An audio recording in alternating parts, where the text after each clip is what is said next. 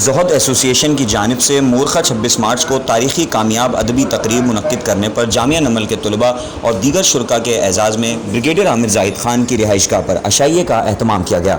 میزبانی کے فرائض محمد نامدار زاہد خان صدر زہد ایسوسی ایشن نے انجام دیے، جبکہ Mohammad Salik Mirza director board of revenue حکومت سندھ اور ڈاکٹر مسرور احمد زئی ناظم امتحانات حیدرآباد تعلیمی بورڈ، میڈم نورین شریف رجسٹرار جامعہ نمل حیدرآباد، غلام مصطفیٰ ملا ڈپٹی رجسٹرار اور ٹی وی ہدایتکار سلیم خان دیسوالی مہمان خصوصی تھے۔ شرکائے محفل نے اپنے خیالات کا اظہار کیا اور زہد ایسوسی ایشن کی تعلیمی اور ادبی خدمات کو سراہا۔ انہوں نے بریگیڈیئر عامر زاہد خان کی کتب کی رونمائی کی تقریب کو مثالی قرار دیتے ہوئے اس امر پر زور دیا کہ اس قسم کی تقاریب کسی شہر کی ادبی زندگی کا خاصہ ہیں۔ جس بڑی تعداد میں حاضرین نے رونمائی کی تقریب میں حصہ لیا وہ تاریخی اہمیت کی حامل ہے۔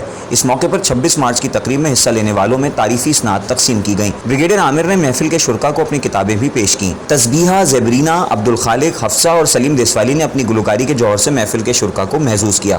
تقریب کے اختتام پر زہد ایسوسی ایشن کے صدر نامدار زاہد خان نے سب کا شکریہ ادا کیا۔